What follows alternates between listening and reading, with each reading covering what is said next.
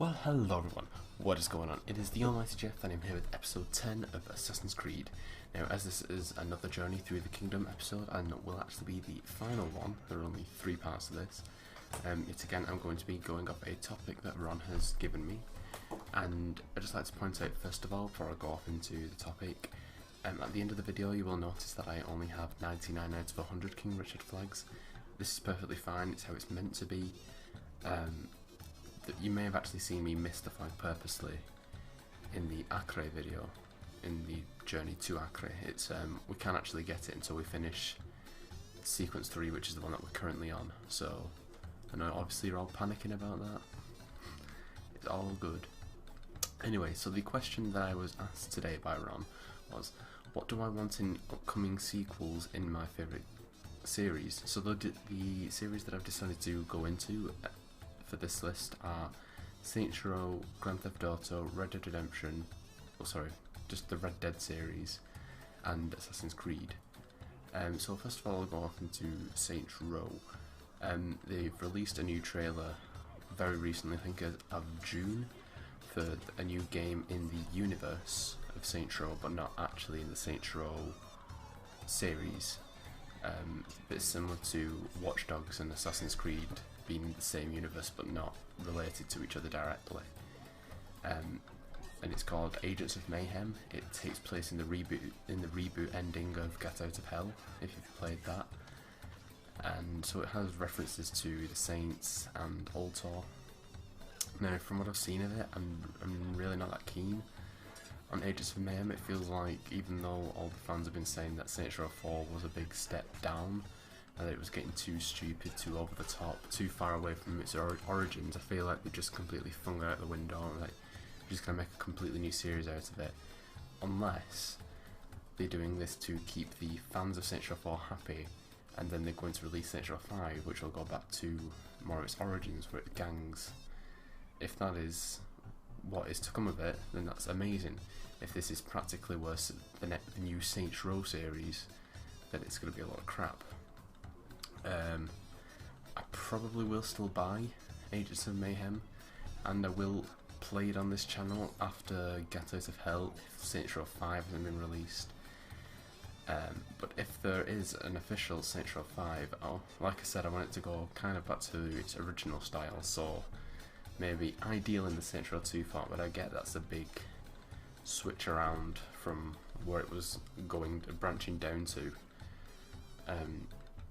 So I guess after Saints Row 2 it gradually kind of got worse. I mean, I do enjoy Saints Row the 3rd, even though I don't really enjoy so much as I did Saints Row 2. It's still a good game and it's still something that I can replay. Saints Row 4 not so much. I mean, I can replay it and I still kind of do enjoy it, but it's not anywhere near as good as the other two. So what my ideal kind of plot would be for Saints Row 5 would be if at the end of the 4th game, where we, spoiler alert if you've still not played it, just going to put that in now, at the end, once the boss kills Zinyak, you discover that the Zin are the most the furthest ahead in science and technology throughout the universe, and they even have the ability to travel back in time. Maybe they could have the ability to travel to another universe where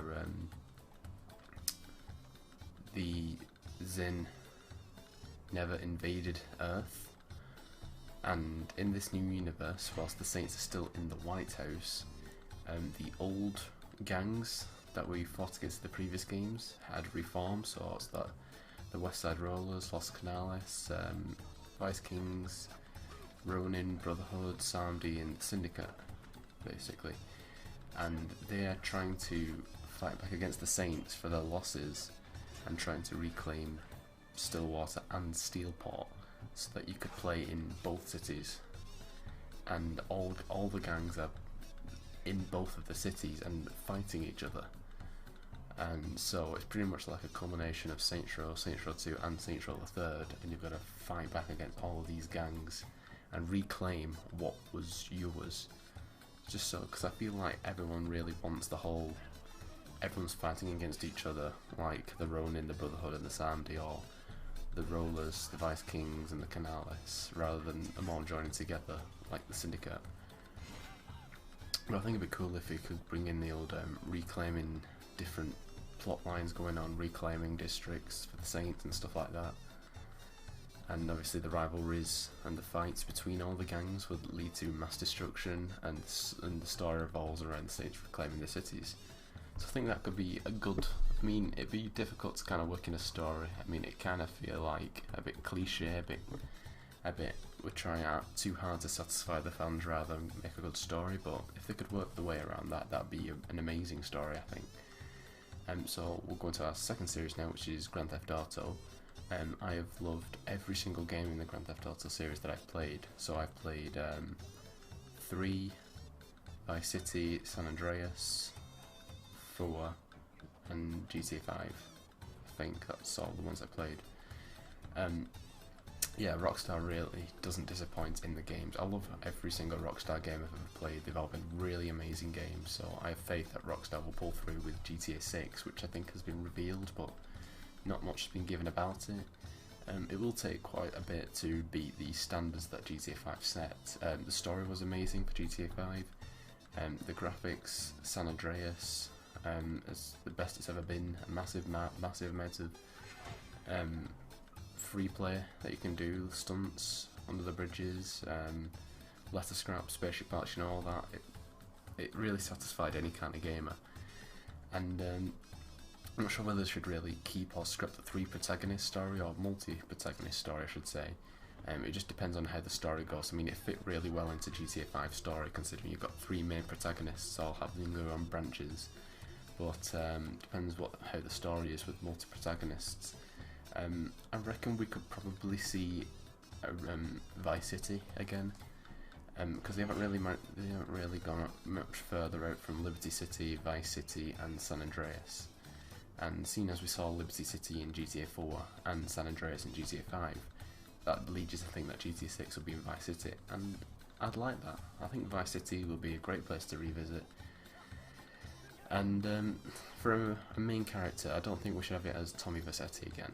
He was a good protagonist. So Tommy Vercetti was a really good protagonist, but I mean, reusing old protagonists I don't think is really a thing that Rockstar do, in all fairness. Usually, I mean, except for obviously stories that revolve around one character like Max Payne or something like that, but I mean, you could have Tommy Vercetti as a main side character, like someone who appeared in obviously Vice City, but then is still around, but just not like a main protagonist, but like a main side character like Lamar or Lester, someone like that. I don't mean in relevance to the story. It could be quite similar to Michael was in GTA 5. You know, he was very prominent in the 80s, which is obviously when Vice City set the game, but struggling to keep up with the modern times and stuff like that, so we could have that kind of growing old kind of thing. And, you know, the reforming of gangs that are so violent that the police are no longer getting involved and society in Vice City gets destroyed. And it's up to the main character to work with the GTA Vice City characters to fix those problems. So like all kind of making an alliance just to fix Vice City. So the third series is Red Dead. So it's obviously, I think it's been revealed now officially that there is going to be a second Red Dead Redemption, or a third Red Dead game. Again, Red Dead Redemption will be a tough game to beat. It's definitely a classic in Rockstar's history of games, and I think it's probably my favourite Rockstar game. Obviously, I'm pretty sure everyone who played it would love to see a younger John Marston, as it's said to be set in the 1890s, I believe, which is at the time that John Marston was actually part of Dutch Van der Linde's gang. So we might be able to see that, but I think it's unlikely that we will see John Marston as at least the main protagonist, because like I said, they don't seem to stick with their protagonist. They always have something new for each game. If there is a new protagonist, I really think it needs to have kind of a similar outlook and personality to John, because obviously he's a much loved character. He's seen as one of the greatest protagonists in Rockstar games. Everyone kind of loved John Marston in some way. But I reckon if he's not the main protagonist, I reckon we'd at least get a cameo, because the game is actually set in a similar location. In the leaked map, some of the locations that are featured on the map also exist in Red Dead Redemption, so we probably will see John Marston either as a main character or a side character.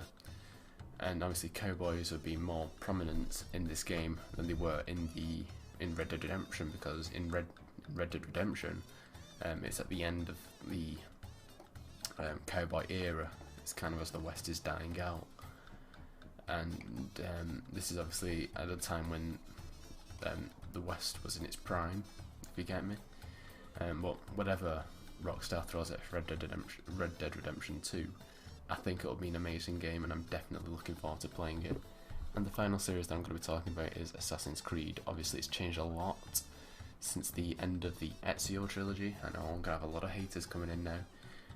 Though inconsistent, Ubisoft still occasionally does make really good games. So for example, Black Flag and Rogue, some of my favourites, my fourth and third game respectively, favourite game. Although when they attempt to make amazing locations and large environments to play with, it does seem to take away from the story. Like Unity with Paris and Syndicate with London. I mean, I do like both of those games, but I think that the story kind of let them down, which is really what Assassin's Creed is about. I think they should just scrap multiplayer altogether, because no one buys Assassin's Creed for the multiplayer, to be honest. It just adds extra boredom. You kind of feel like you're forced into it, especially if there's trophies related to it. So I think they should just scrap multiplayer entirely, even co-op, because I mean that didn't work out in Unity, did it really? It was a really good decision for Ubisoft to take a year off instead of making the yearly games that they've been doing since Assassin's Creed 2, I think that came out in 2009. Assassin's Creed 1 came out in 2007. So ever since Assassin's Creed 2, I think they've been releasing a game every single year around about November. But they've taken this year off, which is obviously a great decision, which means they can make an amazing, well-structured game. They don't have to rush it out, they can really take the time. The rumours that are going about of the new Assassin's Creed, I think it's called Assassin's Creed Empire, so it's potentially going to be set in ancient Egypt, which brings us to the question, did the Assassins really exist before the Levantine Assassins, which are the assassins based around Al-Mualim and Altair's time, the ones who we're actually seeing now in this game that I'm playing at the moment. But if they do go to Egypt, it'll be very limiting compared to modern periods, so more modern Assassin's Creed fans, so people who kind of jumped in towards Unity and Syndicate, when you get used to guns and explosives and stuff like that, it's going to be a big limitation for them, because it's going to be very limited weaponry back in those times. But it could be interesting to see the Assassins go back to their roots, by which I mean early on into the timeline, if they did exist in ancient Egypt. I mean, there's no knowing whether it will be set in that time or if that's just a rumour. But we'll just have to see, won't we? I would love a similar structure and story to Assassin's Creed 2. So like one Templar every sequence on a checklist, and it could end the dictatorial rule in ancient Egypt, where the Jewish people were enslaved by the Egyptians pretty much. So it could be like a Templar versus Assassins thing, I guess.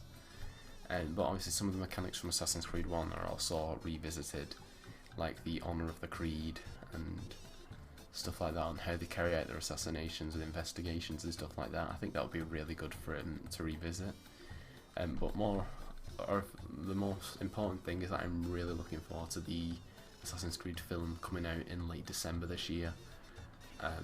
It's like an slightly early Christmas present. But I'm so looking forward to that being released. I've seen a few of the not fan-made, not full-on films, but like Assassin's Creed Lineage, which follows Giovanni Auditore. I've seen stuff like that. They're all really well put together, so I'm really looking forward to this film. And that is all I'm going to say about that. I hope you guys enjoyed this episode. If you did, be sure to like, comment and subscribe, and I will see you in the next episode. Bye guys.